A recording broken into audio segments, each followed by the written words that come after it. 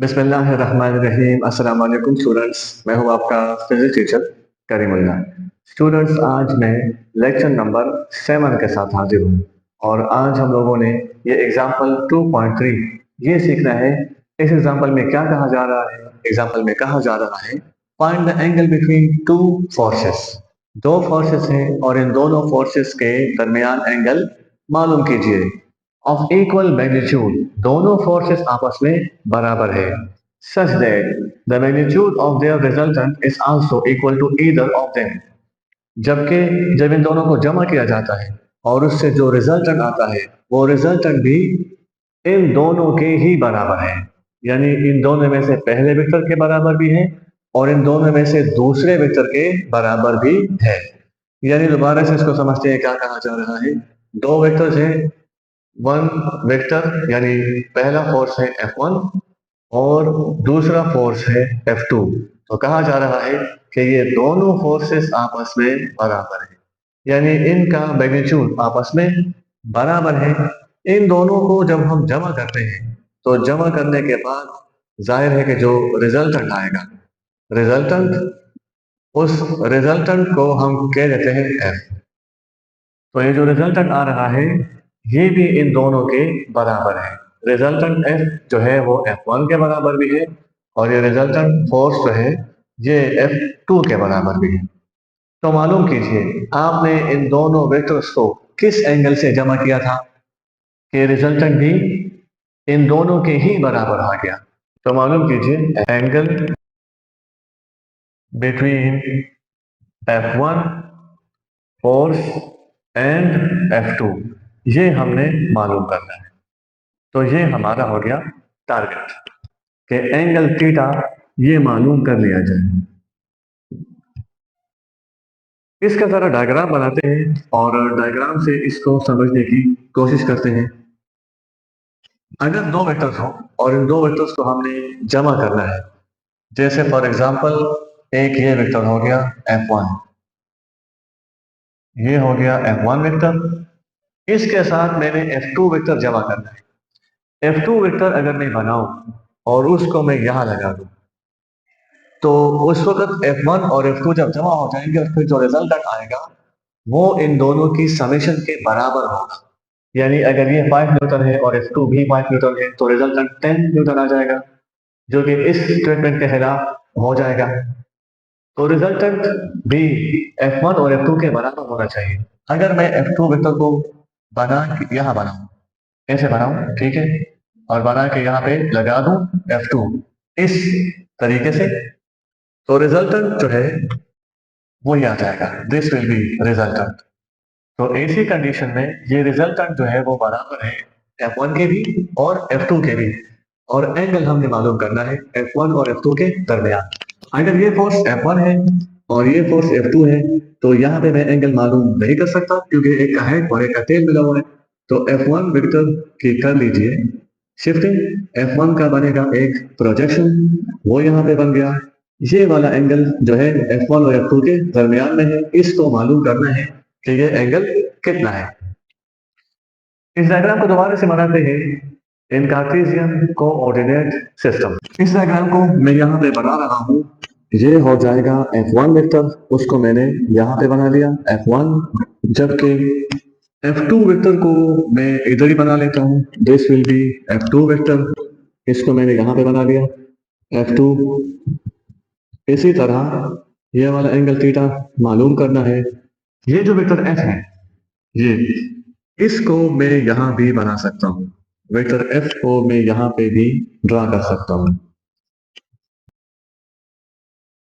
अगर मैं इस F1 के साथ ये वाला F2 यहाँ पे जमा कर दूं, by hand to tail rule यहाँ पे जमा कर लूँ तो ऑटोमेटिकली मुझे ये F मिलेगा। तो मैं इस डायग्राम को इस तरीके से भी बना सकता हूँ जो कि मैंने अभी आपके सामने बनाया है। अब देखते हैं कि जो F है इसका कोई कंपोनेंट नहीं बना। ये F1 जो है वो x एक्सिस के साथ पैरेलल है। हाँ, हम ये कह सकते हैं कि अगर इसका कोई कंपोनेंट बनेगा भी तो वो होगा F1x। इसी तरह जो F2 वेक्टर है इसके दो कंपोनेंट्स बन रहे हैं, तो F2 वेक्टर के दो कंपोनेंट्स बना लेते हैं कि वो कौन कौन से बन रहे हैं। एक इसका बन रहा है ये कंपोनेंट, इसको मैं कहूंगा F2y, ठीक है, ये वाला वेक्टर F2 है। और एक इसका बन रहा है ये वाला कंपोनेंट, इसको मैं कहूंगा F2x। तो ये दो कंपोनेंट इसके मौजूद हैं। जबकि जो F1 वेक्टर है इसका एक ही कंपोनेंट है और वो है F1x। जबकि इसका y कंपोनेंट नहीं है। F1y जो है वो 0 के बराबर है। इसी तरह जो वेक्टर f है हमारे साथ, इस वेक्टर f के भी बनते हैं दो कंपोनेंट्स। एक बनेगा Fy, ये वाला बन जाएगा Fy कंपोनेंट इसका। और इधर बनेगा दूसरा कंपोनेंट, उसको हम बोलेंगे Fx कंपोनेंट। ये वाला Fx कंपोनेंट हो जाएगा। तो जो रिजल्टेंट है f, उसको ऐसे लिखते हैं f is equal to F X plus F Y. और इस वक्त हम एडिशन कर रहे हैं बाय रेक्टेंगुलर कंपोनेंट। F1 का बनेगा एक कंपोनेंट F1x और प्लस दूसरा इसमें आ जाएगा F2x। इन दोनों को प्लस करके साथ में लिख लेंगे आई यूनिट वेक्टर। क्योंकि ये हमने पढ़ा था कि जब भी हम addition of vectors by rectangular components करते हैं तो उसमें रूल क्या है? रूल ये है कि fx में तमाम x के कंपोनेंट्स जमा हो जाएंगे और यहाँ पे आई यूनिट वेक्टर लिखा जाएगा। जबकि अगर हम बात करें F1y की, तो F1y वो 0 है, प्लस Fy में आ जाएगा F2y भी, और यहाँ पे हम लिखेंगे j यूनिट वेक्टर। ये j यूनिट वेक्टर हमने यहाँ पे लिखा। Now f is equal to F1 cos theta plus F2 cos theta, और यहाँ पे लग जाएगा आई यूनिट वेक्टर। F1y तो है नहीं, F1y 0 है तो 0 कर देंगे इसको, और ये हो जाएगा F2 sin थीटा और j यूनिट वेक्टर। उसके बाद f vector is equal to F1, ये जो cos थीटा है। अगर F1 देखें और F1x देखें, both are parallel to each other, so over here theta is equal to 0 degree. जब थीटा 0 डिग्री है तो ये हो जाएगा cos 0 plus F2 cos theta. इसका कुछ ना कुछ एंगल है, ये जो F2x है इसके लिए हम कोई ना कोई एंगल लेंगे, इसको हम 0 न लिखें। तो उसके बाद लिखा जाएगा आई यूनिट वेक्टर, और यह हो जाएगा F2 sin theta j unit vector. इसके बाद vector f is equal to F1 cos 0 1 के बराबर plus F2 cos theta i unit vector plus F2 sin theta j। तो मालूम हो गया वेक्टर। यहां तक हमने वेक्टर मालूम कर लिया। अब इस वेक्टर का मैग्नीट्यूड और इसकी डायरेक्शन मालूम करते हैं। इस वेक्टर f का मैग्नीट्यूड मालूम करने के लिए यूज करेंगे ये वाला formula, f is equal to under root F X square plus F Y square. Now f is equal to F X किसके बराबर है?